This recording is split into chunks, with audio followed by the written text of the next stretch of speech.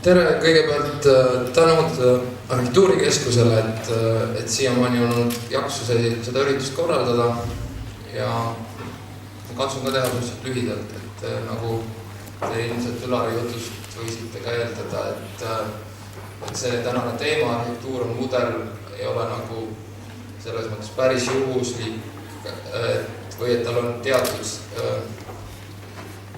ühiseid algeid selle mõttega, mis meil eelmine aasta tekkis, et peaks tegema oma makettidest näituse. Aga tegelikult ei taha me üldse rääkida täna makettidest ega ka eriti arhitektuurist, vaid mis see makett muud on kui ka üks mudel mingist keskkonnast,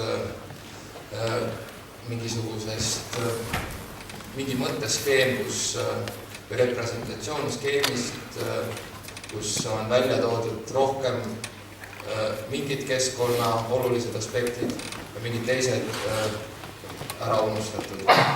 Ja seetõttu tahakski pigem rääkida sellest, kuidas tekivad erinevad mõtteskeemid, erinevad mudelid, erinevad strateegiad ja kuidas see pigem on nagu teistel elualadel. Et mis on need olulised asjad, mis panevad ühe mõtteskeemi tööle? Tahab need lisada? Mina olen Ralf ja tahtsin lisada seda, et kõik inimesed tegelikult, kes me oleme täna siia kutsunud esinema, on nagu sellised inimesed, kelle mõttemaailma ja mõtteskeemide kohta me tahaks ise teada.